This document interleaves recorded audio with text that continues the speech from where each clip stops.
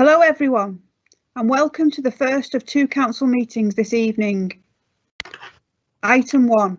The minutes of the council meeting held on the 4th of March 2020 are before you. Is it agreed that I sign them as a correct record? Agreed. Agreed. Agreed. Agreed. Agreed. Agreed. Agreed. Agreed. Item 2. Are there any apologies for absence? We've received apologies from Councillor Fulham. Item 3. The Constitution requires that I should invite any declarations of interest from members in relation to items on the council summons. Could you please say your name and the item you have a declaration of interest on, please?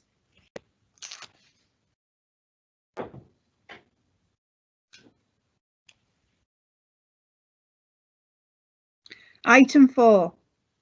It was with great sadness on Monday when we heard the news that Paul Sanderson, our previous strategic director for police services, sadly passed away on Sunday the 19th of July. Paul had worked for the council for 25 years as the Director of Environmental Protection and latterly as Strategic Director for Police. He was Deputy Chief Executive and Acting Chief Executive before his retirement, supporting the council through a period of significant change. Paul retired at the end of October last year, but came back on a consultancy basis to oversee a police project before finally leaving the council in February 2020. Paul was well liked and respected by all the council. Those who knew him and had the pleasure of working with him over the years are saddened and shocked. Our thoughts and prayers are with his wife, Angela, and the family. A book of condolence will be available from tomorrow on the council website for anyone to leave comments, which will be passed on to Angela. The COVID-19 pandemic has been the most challenging emergency the borough and the council has responded to in recent times, and our thoughts remain with those that lost loved ones and have been impacted as a result.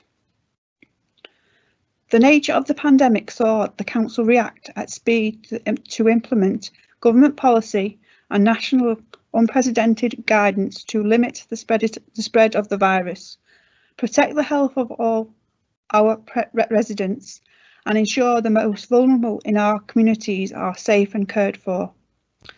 This has required a remarkable effort by our staff, partners, and residents, many of whom have worked tirelessly and acted with compassion and love to protect, support and care for others, demonstrating amazing community spirit by coming together to help one another. Yet the financial, social and wider economic impact of the pandemic is the great test we now face, the scale of which cannot be underestimated, and we will continue to safeguard the most vulnerable, putting the priorities of our residents and the borough at the heart of our reset and recovery, planning and delivery. We will now pause for a minute's silence as a mark of respect to those who have been affected.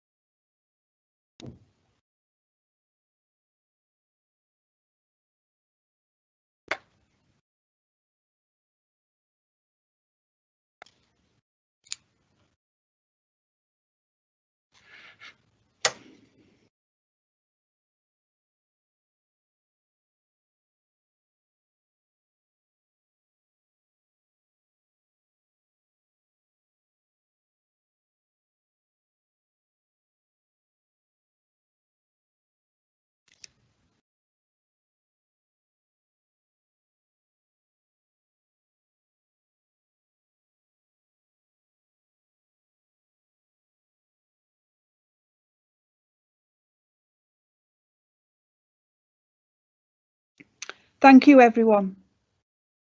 Items 5, 6 and 7. No questions or deputations have been submitted in accordance with the provisions of these procedure rules. Item 8. A summary report, Revenue and Capital Outturn 2019-20 is before you. Councillor Bond.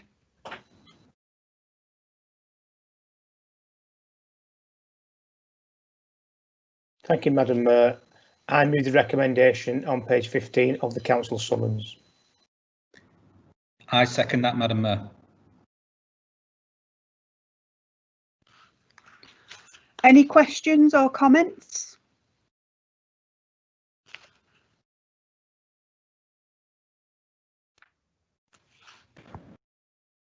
All those in favour, please say. Agreed. Agreed. Agreed. Agreed. Agreed. All those against?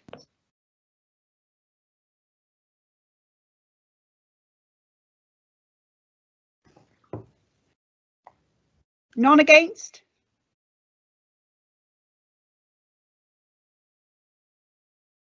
Any abstentions?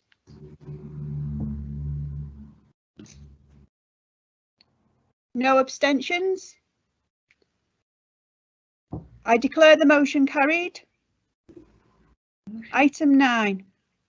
The Financial Monitoring Report, Period 1, 2020-21 and COVID-19 Financial Impact Report is before you.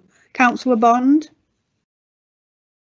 Thank you, Madam Mayor. I move the recommendations on page 44 of the council summons.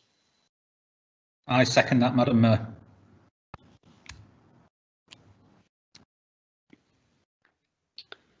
Any questions or comments?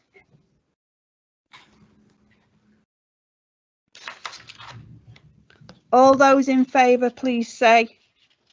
Agreed. Agreed. Agreed. All those against?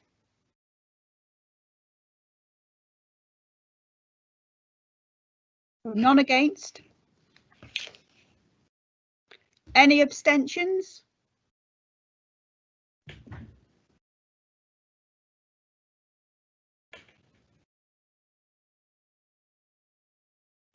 No abstentions?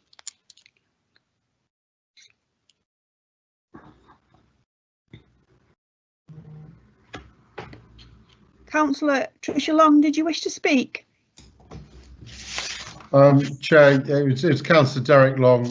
You moved you took the vote before you had your chance to call me, I'm afraid. I can only apologise. No worries. So I declare that motion carried.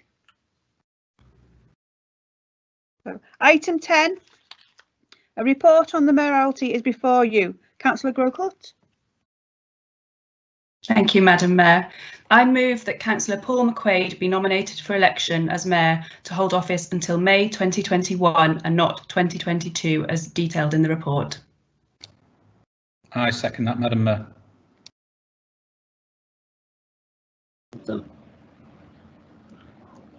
Any questions or comments?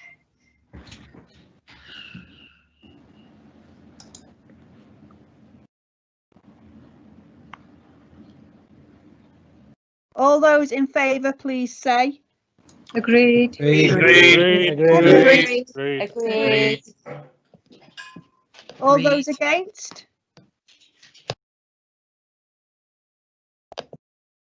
So there's none against.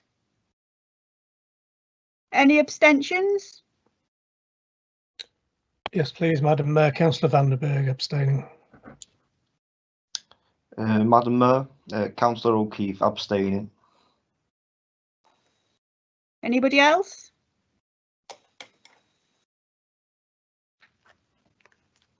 Thank you. I declare the motion carried.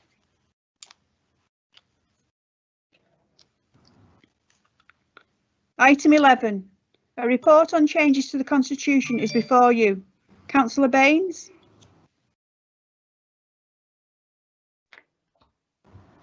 Thank you, Madam Mayor. I move the recommendations on page 73 of the council summons. I second that, Madam Mayor.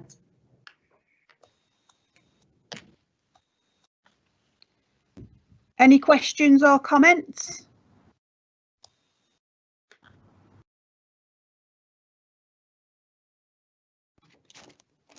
All those in favour, please say. Agreed. Agreed. Agreed. Agreed. Agreed. All those against?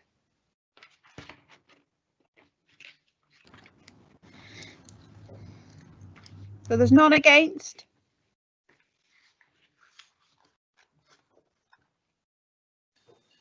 Any abstentions?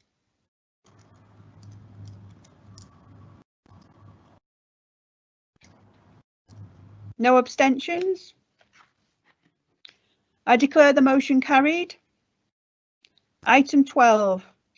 Urgent matters. Decision of the Chief Executive in consultation with group leaders made under delegated powers. Councillor Baines. Thank you, Madam Mayor. I move to note the decision made under delegated powers. I second that, Madam Mayor.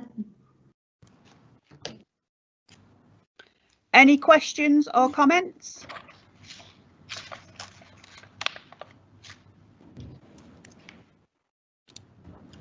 All those in favour, please say. Agreed. Agreed. Agreed.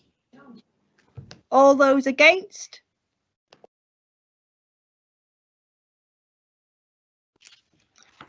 So there's none against. Any abstentions?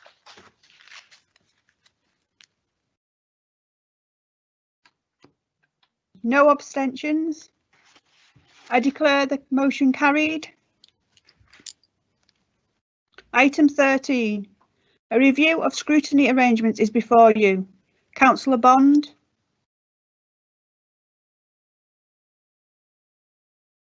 Thank you, Madam Mayor. I move the recommendation on page 110 of the council summons. I second that, Madam Mayor.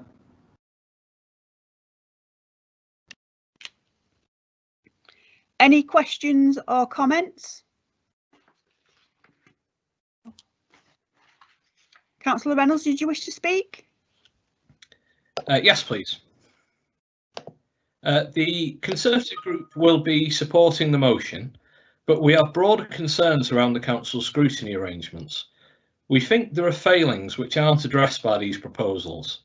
The proposals are based on the work of the Local Government Association's review of St Helens Council. And to quote the LGA peer review, the council's performance management systems had not previously highlighted nor properly understood poor performance, nor did it spur appropriate action. The LGA review says that members were picking and choosing whether they went to meetings or not, impacting on the quality of decision making and of scrutiny. And we've had, I think, at least 2 meetings cancelled because too few members have turned up. The LGA review goes on to say that in our view, a climate of constructive challenge from members to each other and to officers is essential to the success of any council. I think that's critically important. I don't think that we've had the necessary change in that area. I think there's a perception that asking questions is a hostile thing to do. And it isn't. It's the purpose of these meetings. It's why we're there. It is really critically important. We've had a situation in the past as well where a committee has been chaired by a member closely associated with one of the portfolio holders they're scrutinising. And to the best of my knowledge, we now have no rule against this, and I have tried to establish that. Clearly, where there are such close relationships, there is the potential for a painful conflict of loyalties. We shouldn't be putting people in such a difficult position, and we shouldn't allow good scrutiny of the council to rest on any individual who is or could be or could reasonably be perceived to be facing such a conflict. Scrutiny is skilled work, and it does take time to develop the skills to do it. And the LGA referred to members using data and evidence to challenge and probe effectively. They said that we weren't doing that sufficiently. I don't think that has changed. I think there is a lack of that. There's a feeling that the right thing, the friendly thing, is to accept things and not to push it. You don't want to appear to be hostile. I don't know whether there's a lack of confidence on part of some members in challenging in this way. We will be supporting the motion, but we think that the council needs to look at scrutiny in more detail. I think that as a whole council, we need to build on the work of the LGA by inviting experts in local authority corporate governance to work with members of all groups to take that more detailed look and to suggest improvements. There are some really important things that we could do very quickly as well, such as changing the rules for the Overview and Scrutiny Commission, so as it used to be, it would be chaired by an opposition councillor. We could also ensure that councillors are barred from chairing committees which cover an area for which the portfolio holder is a related party to them. If we take those steps, I think we'll be able to look residents in the eye and have said we've done everything we reasonably can to protect those who rely on us most. Thank you. Thank you, Councillor Reynolds.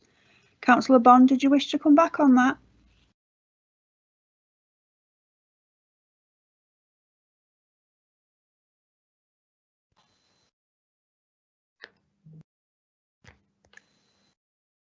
Yes, Madam Mayor, but I don't think the box is on me, so thank you. Scrutiny is a really important function of the council. As a cabinet member, whilst I have responsibility for it, obviously scrutiny has its own arrangements in terms of how it operates and does its business. So it's critical that the members of all stripes engage in this. Personally, as a cabinet member, I've never felt as though I've been subject to hostile questioning. Good scrutiny is about getting to the heart of the matter. I fully agree with that. It's incumbent upon everybody to get involved. I'll just point to this budget scrutiny over the past couple of years when no opposition members have engaged in it. And I hope that what Councillor Reynolds said resonates with all the opposition groups as well, to engage more in scrutiny and to get involved in it, because my background is in scrutiny and I see the value of it. So it's incumbent on all of us, cabinet members, to be faithful and dutiful, to be turning up and to be answering and being held to account, and members to be doing their very best to hold them to account. So we all have a job to do in that. And the Centre for Public Promotion of Scrutiny is a fantastic resource for members to get training, and that is available through the authority as well. I wouldn't say any more than that, other than to, again, I've moved the motion and I fully support it. Thank you, Councillor Bond. And would anybody else like to have a question or comment?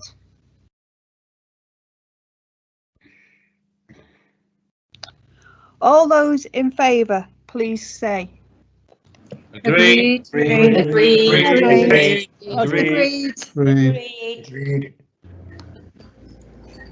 All those against?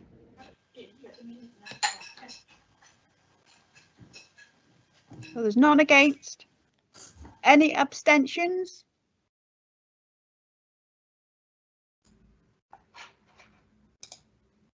So there's no abstentions. I declare the motion carried. Item 14. A report on member protocols is before you. Councillor Grocott.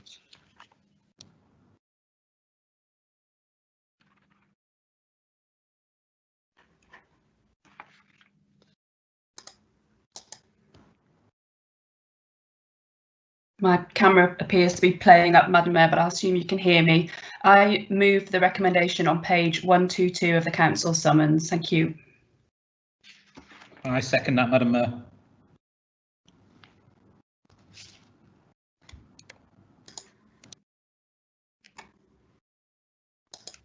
Any questions or comments?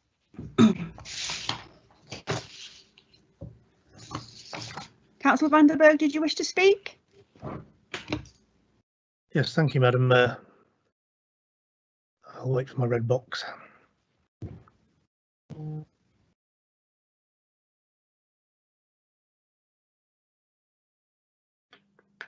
I live now? Yes, I am. Yeah, there's 5 new codes of conduct or protocols that we're asked to vote on. 2, 3 and 5 are entirely uncontroversial. All I would say is that 1, the code of conduct for elected and co-opted members, I'm not satisfied with it because it provides no sanctions whatsoever for breaches of these protocols, and regrettably in my short time on council I've witnessed numerous breaches of those protocols. If there isn't a sanction of any variety at all, then the protocol is regrettably worthless. And the other point I'd like to make, and I don't know whether this falls under 1 or 4, but I still think, and I'm sure there are other members who agree with me, that councillors should have to undergo a criminal background check, because we are invited into people's houses willy-nilly. Basically, people have no idea who we are. It seems unusual that we can be invited into schools, into people's homes, without having had a criminal background check. So I'd like that to be inserted somewhere. Apart from that, I have no objections, but I can't vote for the motion because of those 2 problems. Thank you, Madam Mayor. Thank you, Councillor van der Berg. Councillor Bond, do you wish to speak? Yes, Madam Chair.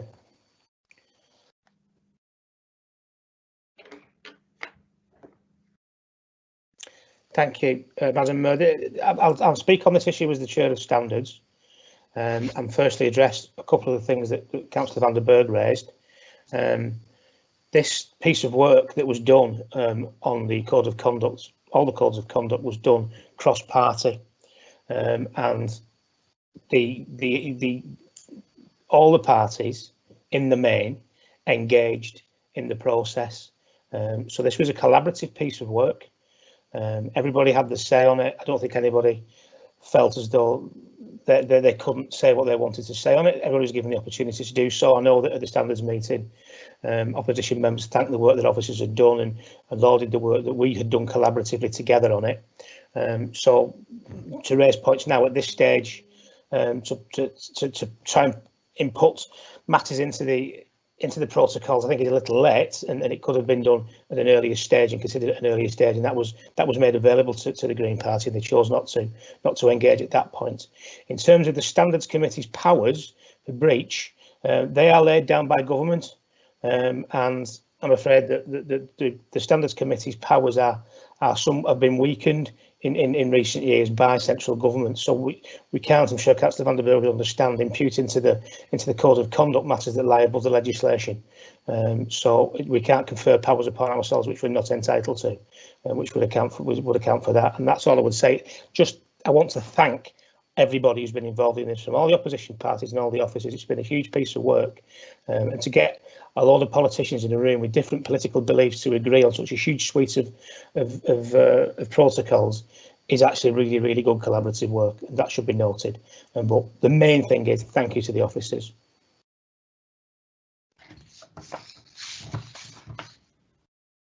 Thank you, Councillor Bond. Does anybody else wish to speak? Councillor Grocott, do you wish to say anything? No, thanks, Madam Mayor. All those in favour, please say. Agreed. Agreed. Agreed. Agreed. Agreed. Agreed. Agreed. All those against? Councillor van der Berg. Councillor O'Keefe. Is there anybody else?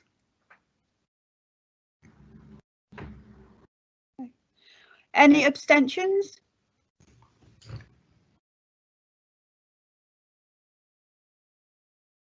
There's no abstentions. I declare the motion carried.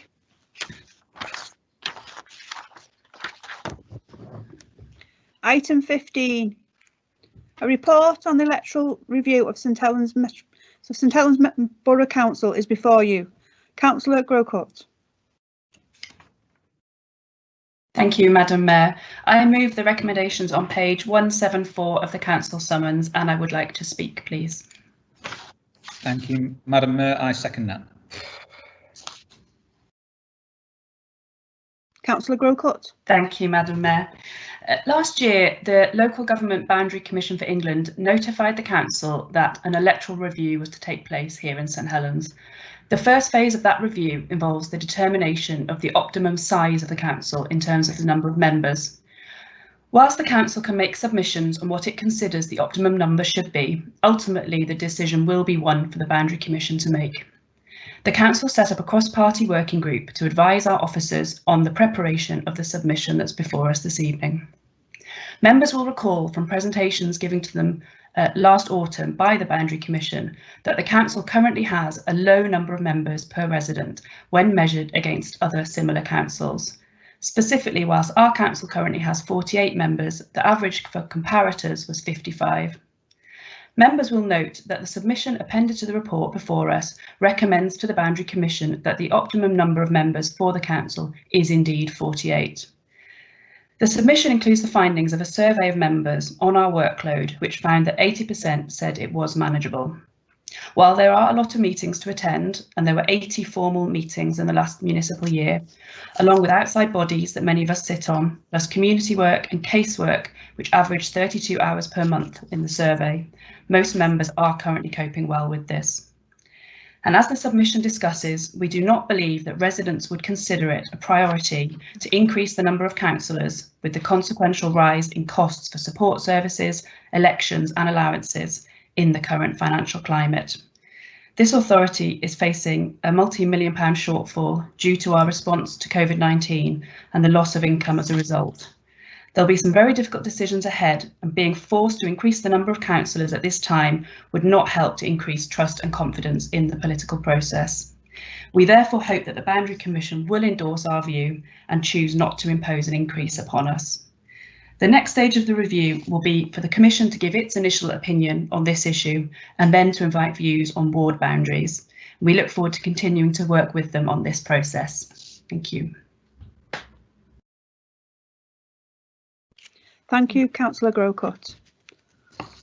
Any questions or comments?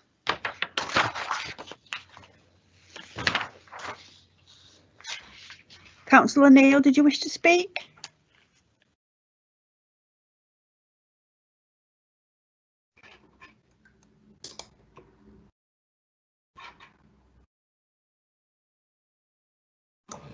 No, thanks, Madam Mayor.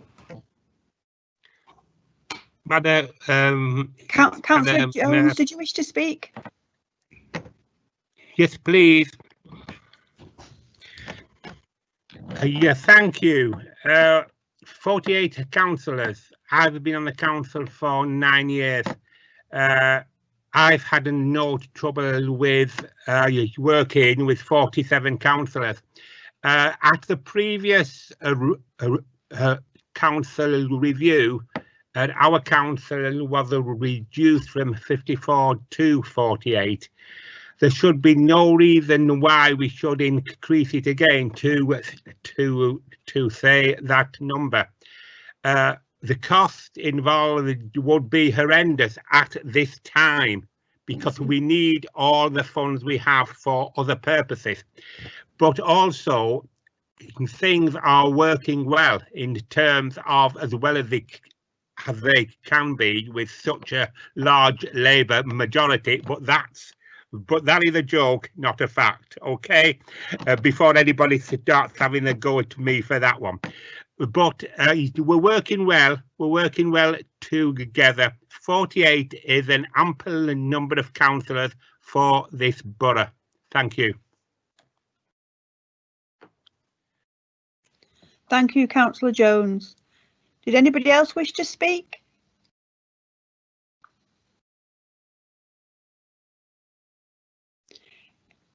All those in favour, please say. Agreed. Agreed. All those against?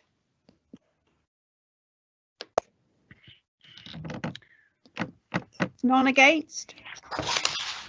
Any abstentions? No abstentions. I declare the motion carried. Item 16. Notice of motion in accordance with Council Procedure Rule 12. Councillor Oswald-Deco has resubmitted a motion. Can I second that motion, Madam Mayor, and reserve the right to speak? Thank you.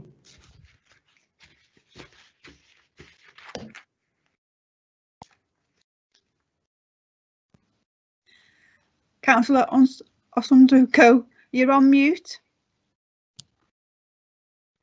All right, thank you, Madam Mayor. I would like to read out my motion if that's okay.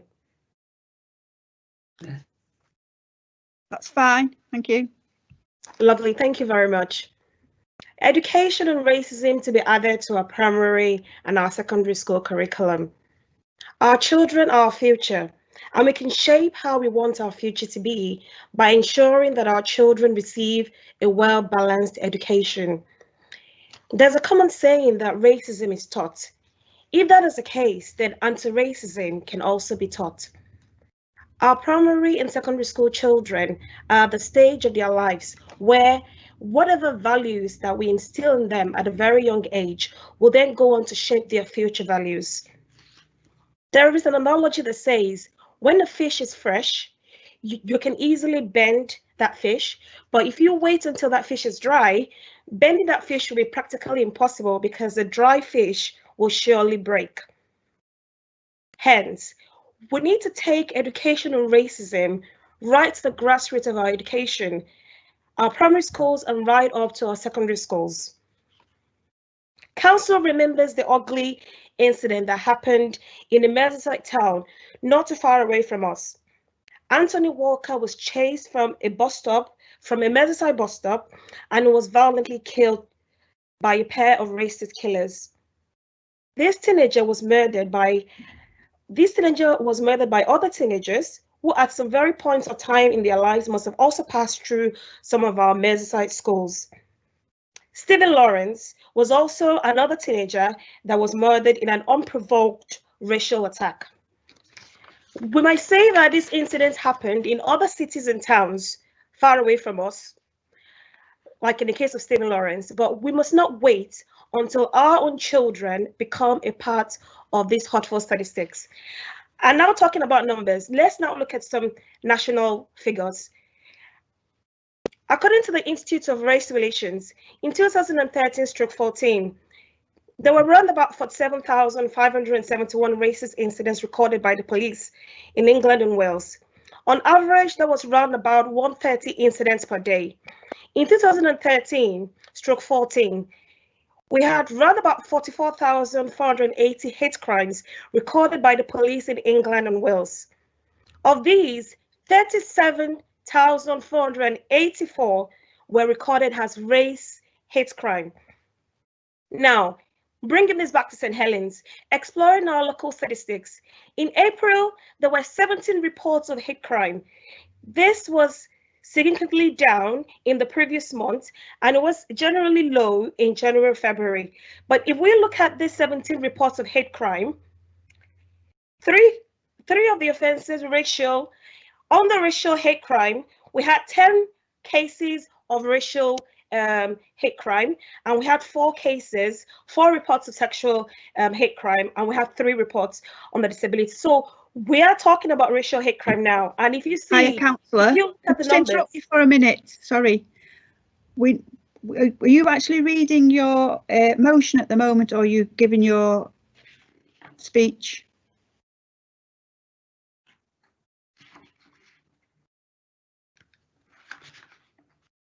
My speech, please.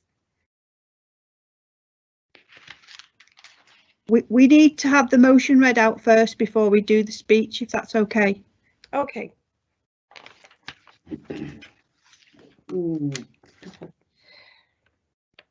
Thank you, Madam Mayor. So I'll just go back to where I stopped, if that's okay. So when I say that this incident happened, do you want me to start again from the beginning or just continue?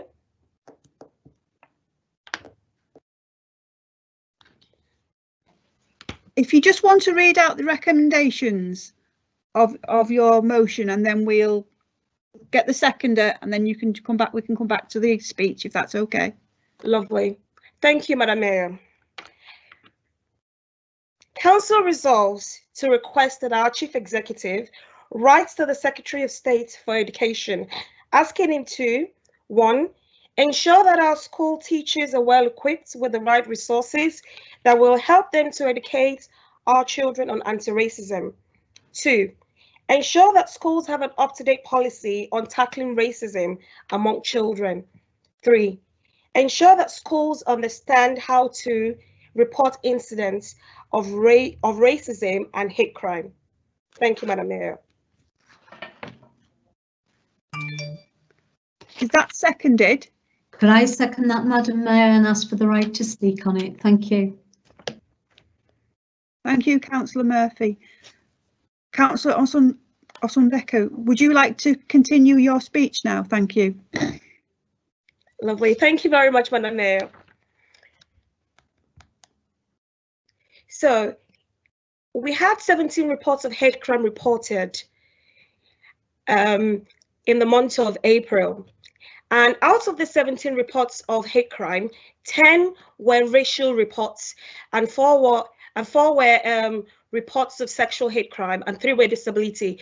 And if you look at these numbers, out of 17 reports of hate crime in April in St. Helens, we had 10 that were actually racial. And if you look at that number, you'll see that the racial hate crime was actually higher than any other forms of hate crime in St. Helens, even though this number is actually low. In May, these numbers actually increased to 33, with reports of hate crime, with reports of racially categorized hate crime was 17. So 17 out of 33. So this is actually higher as well. And this figure was actually higher than prior to the lockdown. On a typical working day, as I walked to the post office in our town centre, a group of children would look like they were simply playing, attacked me and yelled the manner of racial slurs at me. These children were actually less than age 10. And while I appreciate that parents have a part to play when it comes to instilling the right morals and anti-racism education in their children, we also have to acknowledge that our children spend quite a considerable period of their lives in primary and secondary school. As our borough is increasingly becoming more diverse, we must never shy away from these important discussions on race and the fight against prejudice. Hence, this is an ample opportunity to introduce our children to the right message of equality, respect for others who might be different from them, and race education. The recent murder of George Floyd in America and the racial profiling that I myself have experienced in some stores is an evidence that racism is very much alive in this current climate. We can lead the way for other councils to follow by ensuring that our children are adequately equipped with the right message of tolerance, respect for all human races, irrespective of their color or background. Thank you, Madam Mayor.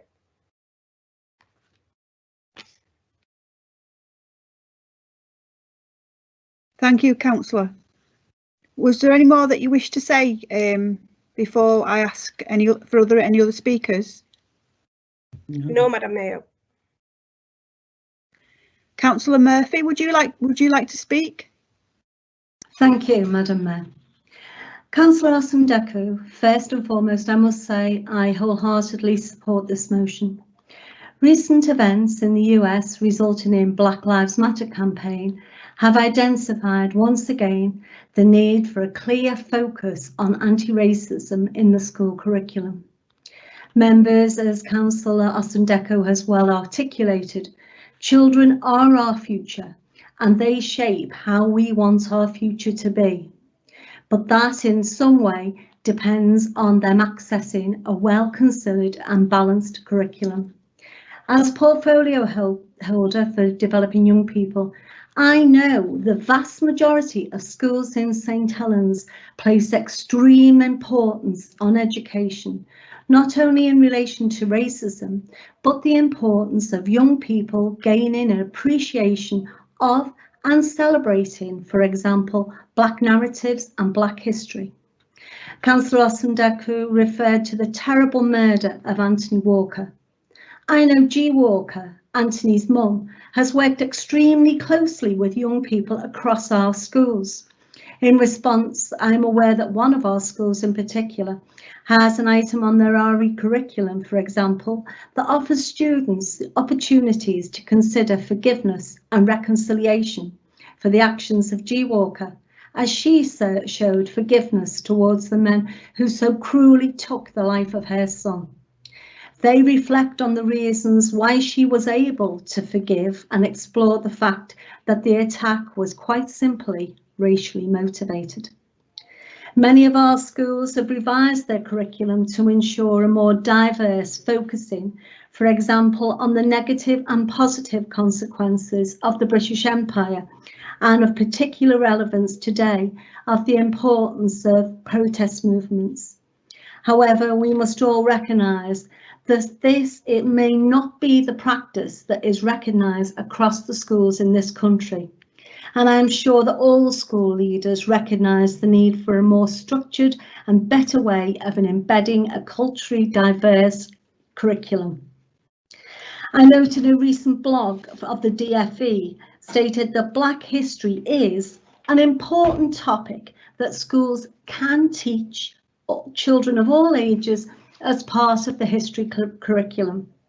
Surely that must be placed with the word must. In order for the curriculum to be taught in a meaningful way, for our children and young people to engage in an honest and open conversations to tackle racism when they see or experience it, it will need a coordinated approach. I know the National Education Union has developed an anti-racism charter, which enables school leaders and staff to discuss how they can empower Black staff and pupils to explore what matters to them, to support young people's rights to speak out against racism and to challenge racial equalities. I would ask members who are in their homes tonight rather than the chamber to research this. It goes beyond the curriculum in that it explains the values that support anti-racist education, equality, justice, inclusion, voice, respect and well-being. But for charters like this to make a difference, we need this government to recognise their importance too, to work with leaders in developing resources that equip them to embed anti-racism, not just in schools, but across communities. They must help in the design and implementation of school policies, school and community values, and consider the training of new teachers and the wider recruitment process. Sadly, the ask isn't new. As Councillor Osundeku has said, and I repeated in my opening comments, education is a key tool in fighting against racism. It has a power to impact on all of us, but schools need resources, support and guidance. We must understand that little will change if we don't get this right. So I ask that we all fully support this motion, that we drive to bring about change, and finally, councillors, I would ask you to reflect on the words of Maya Angelou. Do the best you can until you know better. Then when you know better, do better. Thank you, Madam Mayor. Thank you, Council. Thank you, Councillor Murphy. A number of people have indicated that they wish to speak on this motion. I'll just work my way through the list. The first one I've got down is Councillor Grunwald.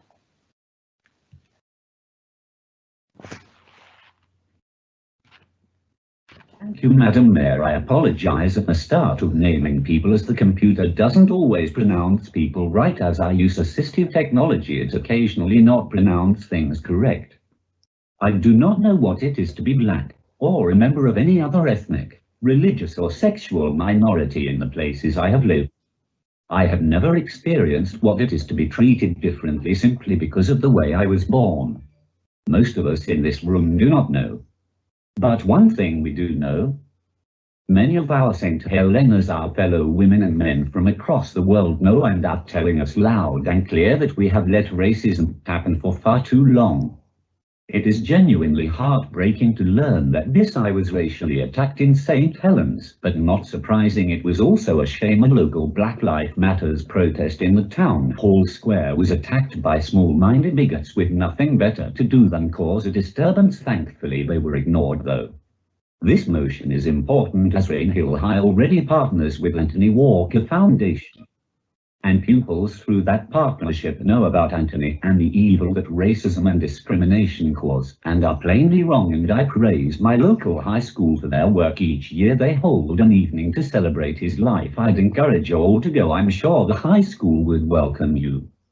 This motion is important because it is time we did more than listened, more than condemn.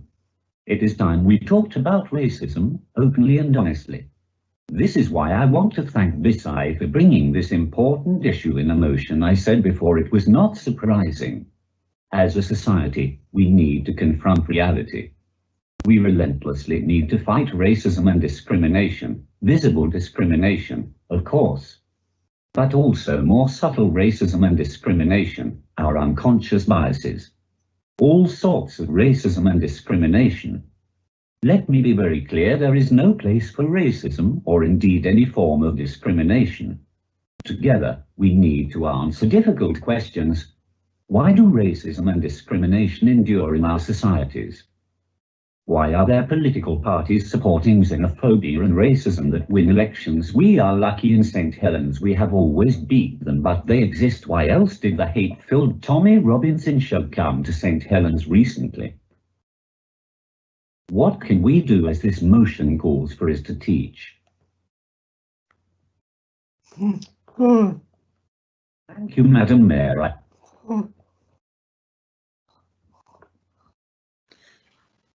Thank you, Councillor Grumwald. I've got next. It is time we did more than listened, more than condemn. It is time we talked about racism openly and honestly. This is why I want to thank BISI for bringing this important issue in a motion. I said before it was not surprising. As a society, we need to confront reality. We relentlessly need to fight racism and discrimination, visible discrimination, of course, but also more subtle racism and discrimination, our unconscious biases. All sorts of racism and discrimination. Let me be very clear, there is no place for racism or indeed any form of discrimination. Together, we need to answer difficult questions. Why do racism and discrimination endure in our societies? Why are there political parties supporting xenophobia and racism that win elections? We are lucky in St. Helens, we have always beat them, but they exist. Why else did the hate-filled Tommy Robinson show come to St. Helens recently? What can we do as this motion calls for us to teach? We know pupils' early learning shape their future, their direction instilled ideas in them. This is why this is important. The good news is, we do not start from scratch. We can introduce resources from Anthony Walker Foundation and many other foundations that are available. I am glad to live in a society that condemns racism. If we encounter it, we must sound the alarm and act immediately. And we must be aware that vigilance and awareness begin on a small scale, with each and every one of us. Awareness includes examining oneself. Awareness includes speaking up in cases of discrimination. And awareness includes questioning privileges we may take for granted, which are anything but. Members, we must stand united in diversity and against all forms of racism. I support the motion. Thanks. Get Outlook for iOS.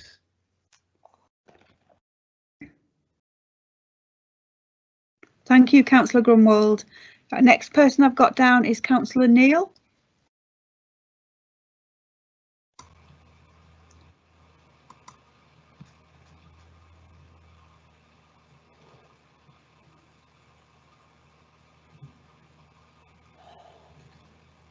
Thank you, Madam Mayor. I will, of course, be supporting this motion. Councillor Usdin-Deco, and I am saddened to hear about your experiences. I recall your election night when your agent asked me to help because there were ballot papers which were spoiled due to comments on them. Our first concern was to protect you from that upset, and I hope you are reassured that there is a community here in this borough to protect you and others from racial abuse, and you do not have to feel alone. In terms of this motion, I hope I can reassure you about those schools I have worked in.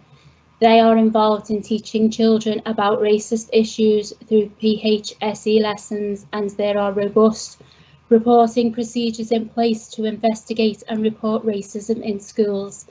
I think it is a fair point to say that children are not born racist.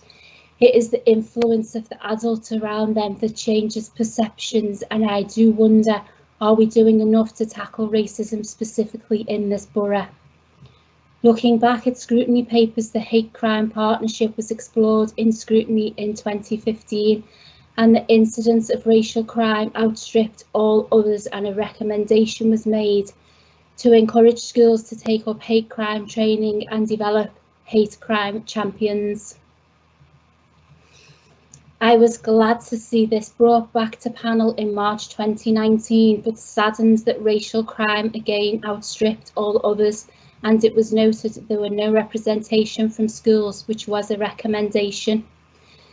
As a member of the Community Safety Panel, I would like to make an additional commitment to you when the panel meets in September. I will ask for the panel to follow up on those recommendations to check they have been actioned. And I will also ask the panel to look at racism specifically and explore what schools are doing, what is happening in the community, and whether we could be doing more. Thank you, Madam Mayor.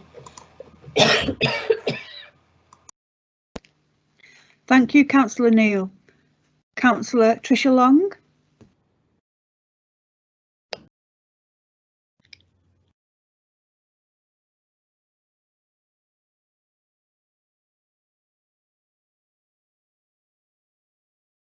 Councillor Long, you're on mute. There we go. Thank you for calling me to speak on this very timely motion, Madam Mayor. Councillor Ozundeko is right to bring this motion before the council, and it must be given our full support. I was very proud to work with the Anthony Walker Foundation to promote anti-racism education to the students in the college where I worked.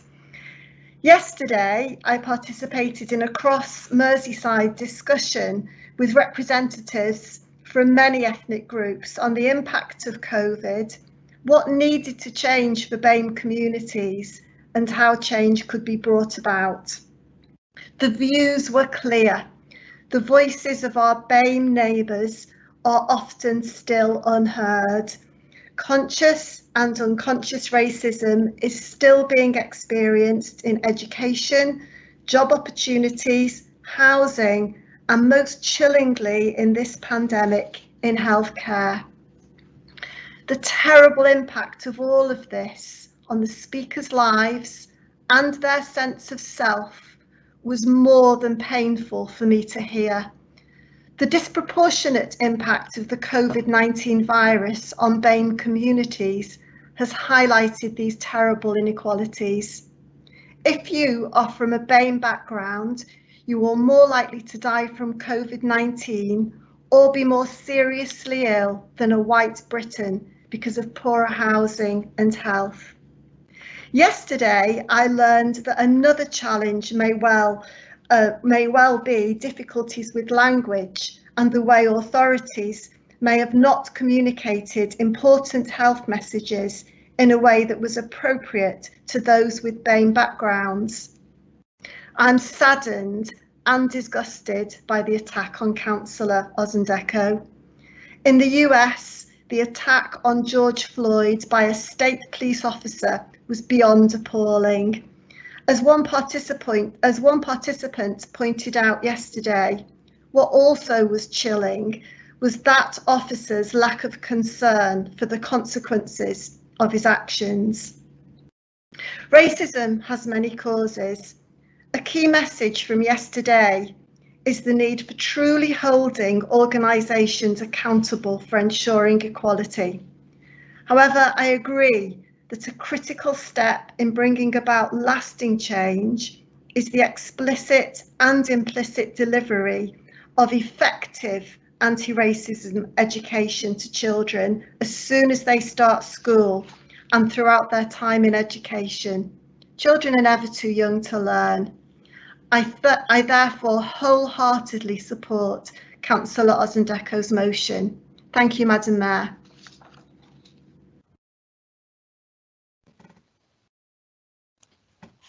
Thank you, Councillor Long. I've got Councillor Sims next, if that's okay. Yes, that's fine. Are you okay? Can you hear me? Yeah. Right, okay, thank you. Thank you for bringing this motion, Councillor Osundeko.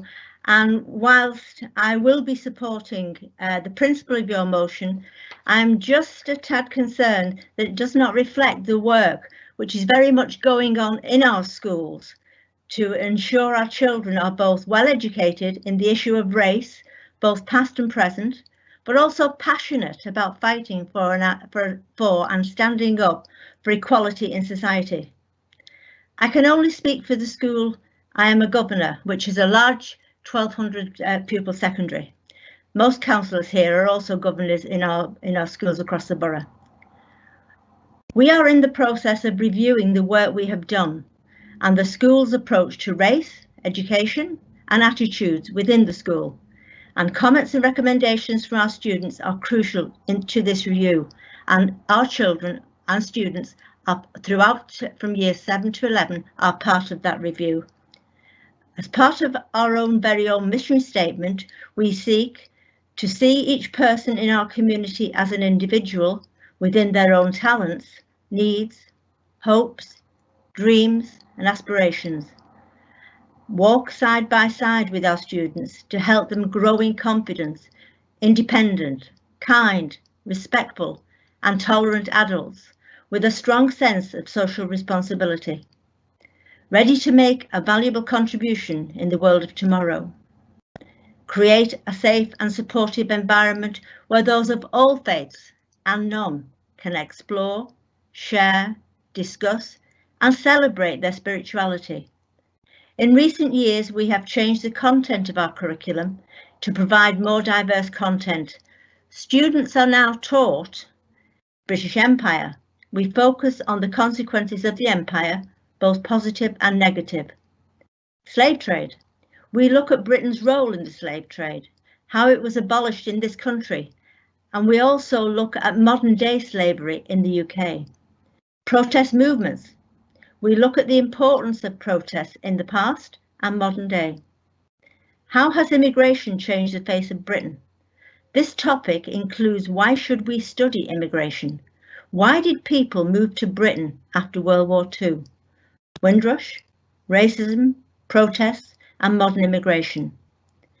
As part of our further educational development of the issues just mentioned, we have been discussing how to improve further with the Anthony Walker Foundation. We do already work with them and have done for some while, and G. Walker has been into school to speak to our students, and she's actually answered many questions. We are looking to achieve one of their charter marks. This will involve a detailed review of our approaches to race and also wider diversity. But our students are at the very heart of all of this, and they actually formulate it, and they more or less they hold people to account with this agenda. The request to the Secretary of State has 3 bullet points. The first one, schools can always do with more resources. The second, normally there is a British values document on each school's website, and there are also 2 or 3 policies rolled into one. The third one, I can assure you that schools are fully understanding of how to report incidents of racism and hate crime. Obviously, in putting this motion, you must have visited schools in the borough to evidence your comments. I feel that possibly a referral to CYPS scrutiny to further explore what work is going on in schools in the above agenda, and also to identify if schools need any additional help or support. Hopefully this would evidence comments as well. So again, thank you for bringing this motion, Councillor Osundeko, and my group will totally be supporting it. Thank you.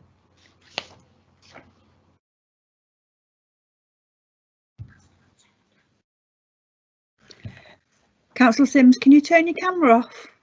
Thank you. The next person I have down to speak is Councillor Hattersley.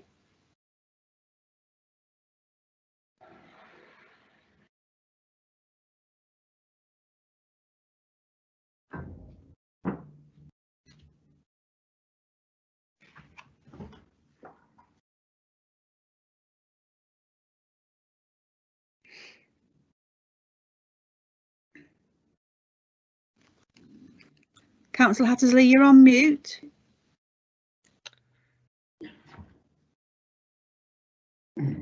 Sorry about that, Madam Mayor. Thank you for calling me. I'd firstly like to thank Councillor Orsendeko for bringing this motion to Council. It's vital that we make a strong stand as a council against racism and promote discussion about racism within our schools. I am proud to have signed the hashtag No Place for Hate campaign being run by St Helens Council and advise everybody else to do the same. It is important to note that it's not okay for us to simply be not racist. We need to be anti-racist. Being anti-racist is to speak out against racist comments or actions and to educate people on the importance of diversity and acceptance. For this reason, I am pleased that the Borough of St Helens has made a stand and has no place for hate. As a trainee teacher, I often think about how I would approach a situation of racism, hate or discrimination within my classroom. The decision on what to do in these situations shouldn't be down to teachers as individuals. There should be robust racism policies within our schools to help guide school staff to respond to racism within our schools. Our schools in the St Helens Borough Council are working very hard to combat racism and have many formal policies which guide staff to combat racism. Another valuable piece of work and resource for our schools, as mentioned by Councillor Murphy, is the NEU Anti-Racism Charter. It is a framework that offers discussion starters in our schools to help empower Black staff and pupils to explore and express what matters to them, to support young people to speak out and engage as active citizens with the issues around racism that they care about, to challenge racial inequalities and oppressive racial norms and assumptions. I think it is important that the Council notes the current work of our schools, as many of them have strong anti-racist stances. However, we should guide schools to valuable resources such as the NEU Racism Charter, Show Racism the Red Card and the Stephen Lawrence Foundation, if they're not already aware, to assist their work further. The work happening within St Helens, however, needs to be supported by central government. The education reforms under Michael Gove saw a more traditional curriculum that is highly unrepresentative of minority groups within our country. We need central government to step up and reform the curriculum to represent the diverse communities up and down the country. Education is the only way to end discrimination of minority groups, so there needs to be plenty of opportunities to share and discuss the issues surrounding race and diversity, and they need to be embedded into our curriculum. To conclude, I will be supporting this motion as we need to ensure that there is a strong anti-racist message spread around our borough, and we need to start having more conversations about an anti-racist curriculum. I urge all councillors in the chamber to openly support curriculum reforms, to share the anti-racism resources, as I've mentioned above, with friends, family and education staff who are looking for new anti-racism resources, and finally to support this motion. Thank you.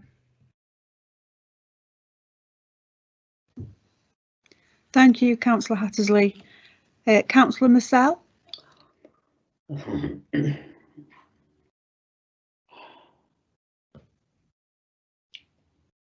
I'm just waiting till I get the box.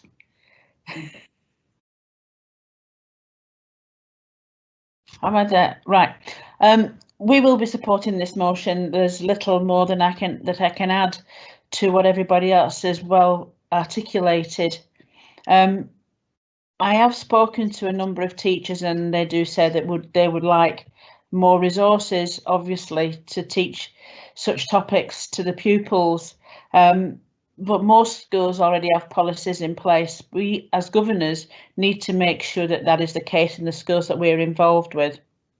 As I said, we will be supporting it. There's two things that come to mind though when people are quoting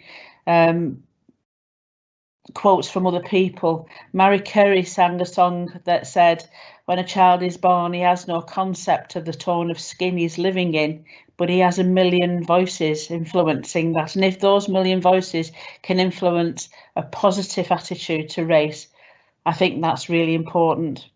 And I also would like to say that we've not to lose the bigger picture of all equality, not only race, but gender, religion, sexuality. It's all important and must be included in any education that we do for our children.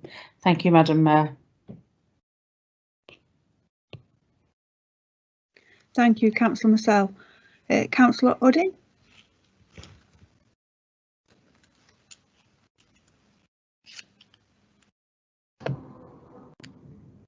Hi, can you hear me?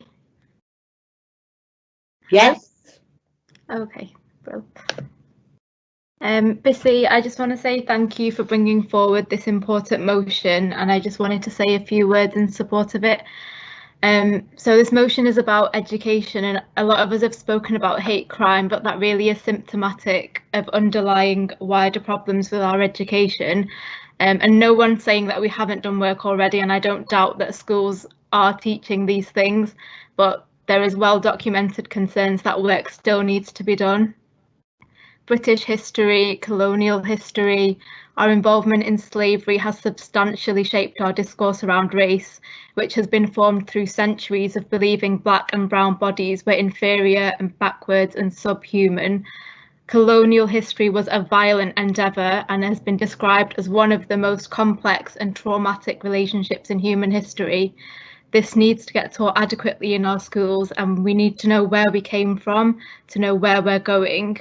And I'll just quickly finish off by saying we can't undo the damage that has resulted from colonialism or the violence within that, and we can't negate the impact that this has had on Black and other ethnic minority communities so far.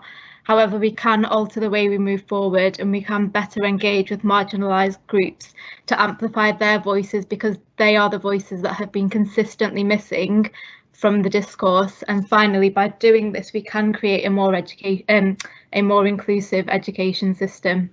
Thank you. Thank you, Councillor Udin. Councillor Greaves.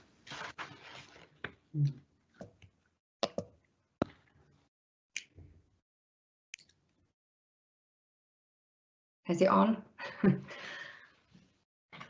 Thank you, Madam Mayor, and thank you, BC. Most of what I was going to say that I have written down in front of me has been really passionately summed up by my fellow members, especially Councillor Long. I will be supporting this motion, BC, and I thank you for bringing it this evening. I feel even though we do have anti-racism education delivered through PHSE in our schools, it does need a real overhaul to bring it up to date. And things like vile posts that are passed around on social media should be challenged a lot more. So within that education going forward, there should be an encouragement that it's not okay just to view it and then do nothing about it, that it needs to be challenged, and that becomes the accepted norm, that when you do get something sent to you, that you do actually challenge it in the way that it should be. So I won't take any more time. What I will do is just to say that I wholeheartedly agree with this motion, and thank you, Councillor Ossendeko, for bringing it to Chamber this evening. Thank you. Thank you, Councillor Greaves. Councillor Burns.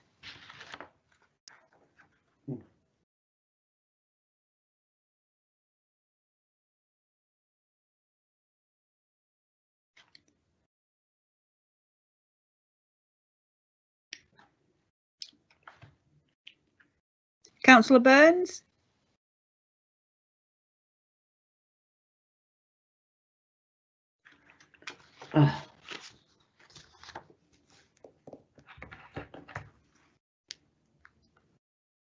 We'll come back to Councillor Burns. I've got Councillor Sweeney. Oh, God. Thank you, Madam Mayor.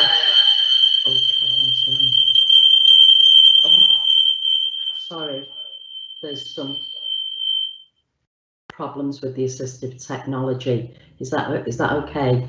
I just wanted to thank Councillor Sandiki for bringing this motion, and to hear of her experience is extremely painful. And I do not disagree that much has been done in schools, but we only had to see what Council Barry mentioned about Tommy Robinson when he came to our one of our wards recently, and I'm very sorry, we do have a problem with racism. We are predominantly a white area, and those people who came to listen to him came from all over this town. They weren't just from the area where it was called, and it was a very frightening experience for those councillors who attended to try and challenge what was happening. It needed police, and all throughout as that was happening, I was thinking of my colleagues, Black and BAM, who are committed to this town to affect change, who are doing brilliant things within their communities. And yes, it is very much about community, but we learn from home predominantly. Children are not born racist. There is one race, the human race, and we are made into others to scapegoat. People in this town, I've heard them say this thing about Black Lives Matters. What they fail to understand is when we recognise that Black Lives Matter, all lives matter, because they have faced, as has been so eloquently stated, discrimination on a daily basis, and it's conscious, it's unconscious, and yes, there has been work done, but we have to do more in our communities. We have to speak out, as has been said, we have to challenge the narrative. It's not good enough just to say, well, I'm not racist, I don't do that. It is a very uncomfortable thing to stand up and speak out, but the alternative is we allow this to grow, and whether we like it or not, Brexit brought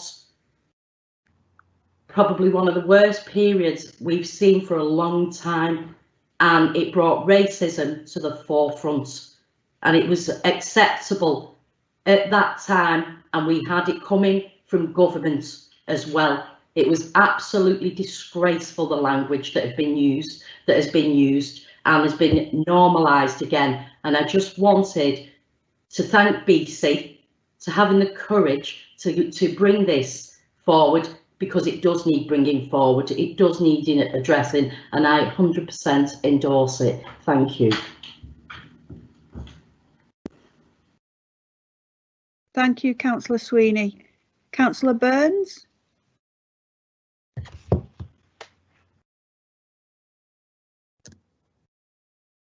Yes, thank you, Madam Mayor. Apologies for before, the internet dropped out, so I do apologise. Just very briefly, I'd like to support Councillor Osendeko's motion, and I thank you, BC, for bringing this to us and the recommendations that it sets out. Racism does take many forms, and it's important that we all play our part to make sure that it has no place in our lives and no place in the communities where we live. St Helens is no place for hate, and the council's Better Than That campaign, led superbly by Councillor Bell, is a very good example of our determination to tackle hate crime. The motion does too mention the Anthony Walker Foundation, and I'd like to join others in paying tribute to the fantastic work that they do in and around the city region. And just looking at the very brief aims, they are quite simple: to promote racial harmony through education, sports and the arts, and to promote the celebration of diversity and personal integrity and the realisation of potential of all young people. And I think those aims are reflected in the motion that BC's brought tonight. They do terrific work supporting the fight against hate crime and are a true example to us all.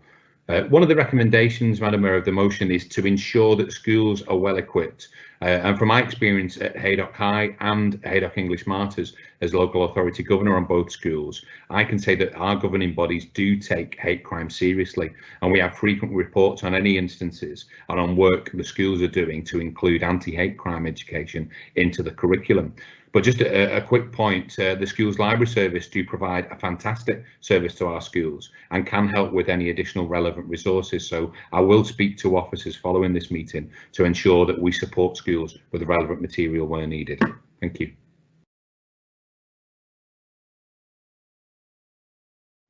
Thank you, Councillor Burns. Councillor Gomez-Aspron.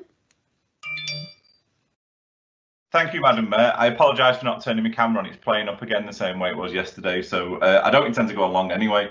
I think sometimes it can be a bit self-indulgent to sit here and say how fantastic we are at everything when there is obviously still a problem. It doesn't mean we can't recognise the things that we do well, but we have to accept that it obviously isn't enough because this problem still exists.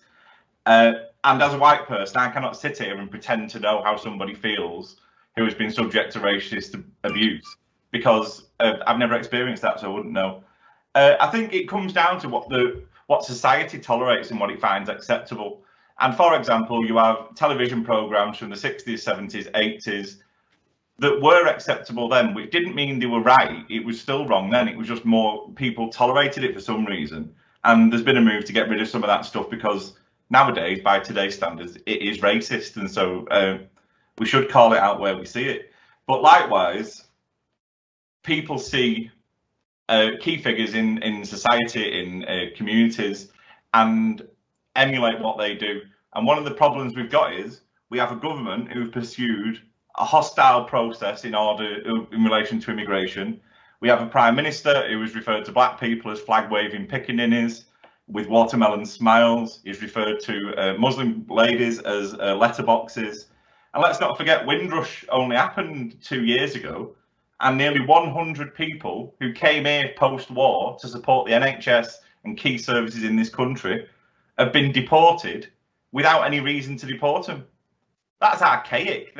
You would criticise other countries for doing the same. So whilst we do need to do more, and some of the stuff we do is fantastic, and some of the stuff the schools does is fantastic, I'm not in the mood for patting on the back when it still exists. So that's why I welcome this motion coming forward. I can't pretend to understand what people feel like were racially abused, but I'll support the motion, and I would suggest that people at the top reflect the same, because what they do people find acceptable. And when Tommy Robinson went to Warrington, they did serve him a milkshake in the street to show that we weren't tolerating that anymore. But there is no place for hatred, and we should call it out when we see it. So thank you, Madam Mayor. Thank you, Councillor Gomez-Aspron. Councillor Bell.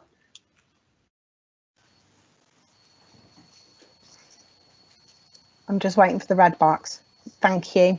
Thank you for bringing me in on this. I'm really grateful to Councillor Osundeku for bringing this motion forward. It's really important that we as leaders in our communities across the borough send very clear messages that we won't tolerate hate or racism.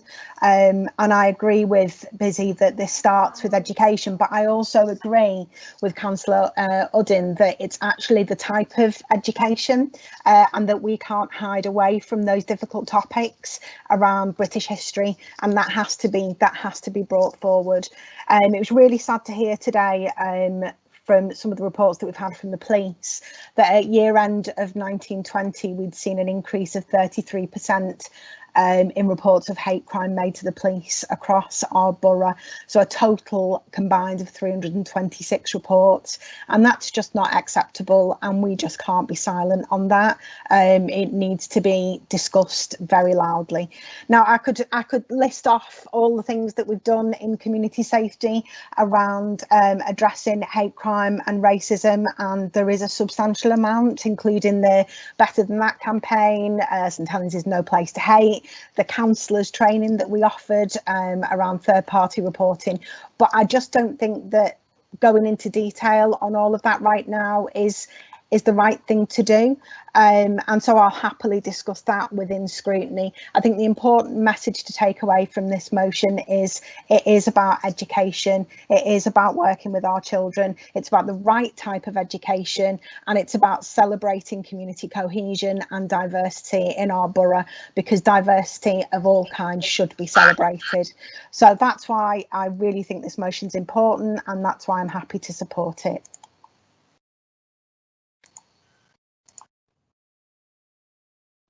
Thank you, Councillor Bell.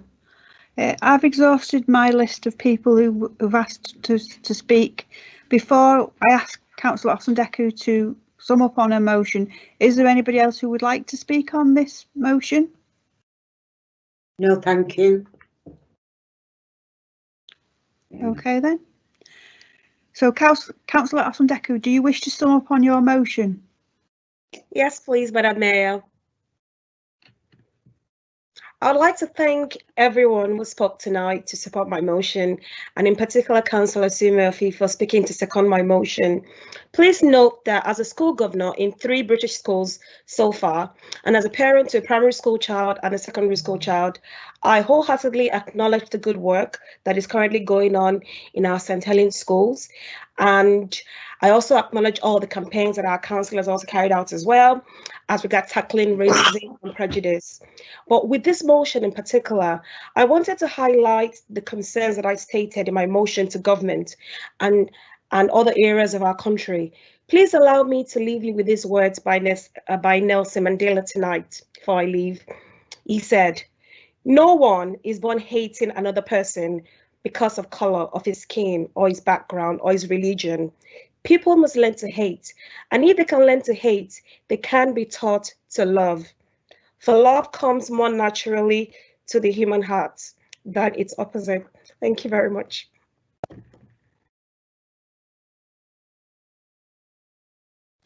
Thank you, Councillor. All those in favour of the motion, please say. Agreed. Agreed. Agreed. Agreed. Agreed. Agreed. Agreed. Agreed. Agreed. Agreed. All those against, please say.